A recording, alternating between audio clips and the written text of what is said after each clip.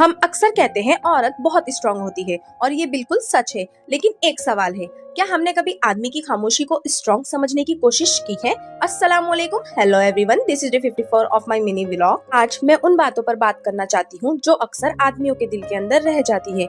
ये सच है, औरत बहुत स्ट्रांग होती है। वो घर संभालती है, बच्चे संभालती है, काम करती है, लेकिन वो अपनी थकान बोल भी लेती है। पर आदमी की स्ट्रेंथ अक्सर खामोशी में छुपी होती है। आदमी सुबह घर से निकलता है सिर्फ किस लिए? काम के लिए, लेकिन अपने साथ साथ जिम्मेदारियों का बोझ लेकर निकलता है।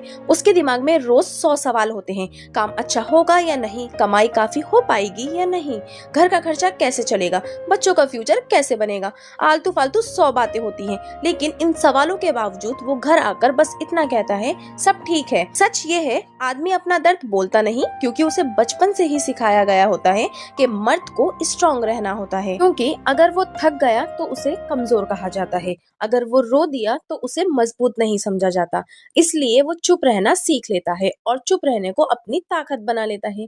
काम की दुनिया की बात हो या मेहनत का सही जवाब उसे ना मिले, ये जिंदगी एक्सपेक्टेशन जैसी नहीं चल रही हो, लेकिन वो शोर नहीं मचाता, बस सब कुछ अपने अंदर संभाल लेता है। और ये बात कहना बहुत जरूरी है, औरत अगर मेहनत करती है तो आदमी भी उतनी ही मेहनत करता है। बस फर्क इतना है, औरत की मेहनत घर के अंदर होती है और आदमी की मेहनत बाहर की दुनिया में।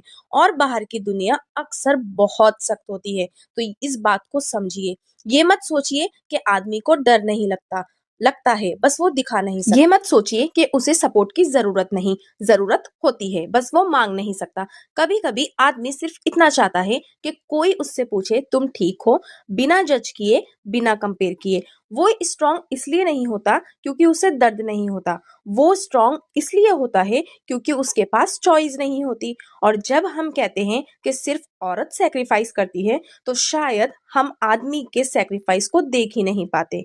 वो अपने सपने पीछे छोड़ देता है सिर्फ किसके लिए?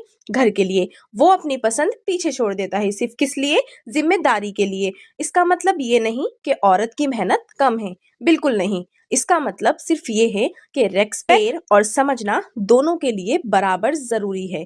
अब आ जाते हैं अपने रूटीन पर कि आज हमने क्या क्या किया, वो आपने देख ही लिया होगा। आधा आधा मैं यहाँ समझा देती हूँ। अम्मी के घर से आ गई थी बिरयानी, तो चटपटी सी बिरयानी आई थी, तो यहाँ अभिया ने वो बिरयानी खाई, टेस्ट करी, तो इन्हें लगने लगी मिर्चें, तो ये पानी पीने बैठ गई और उस पानी से अपना मुंह भी क्लीन कर लिया। फिर मैं बच्चों को पढ़ा रही थी, आज काफी अच्छा रिजल्ट दिखाया किंजा ने, तो मैंने उन्हें रिमार्क दिया, जिसकी वजह से वो काफी एक्साइटेड भी हो रही थी और खुश भी हो रही थी, और उन्हें मैंने गुड भी दिया था। आखिरी बात, खामोशी को कमजोरी मत समझना, कभी कभी खामोशी सबसे ज्यादा कह जाती है। मर्द हो या औरत, जब दोनों एक दूसरे का बोझ समझने लगते हैं, तभी घर सिर्फ घर नहीं, एक सुकून की जगह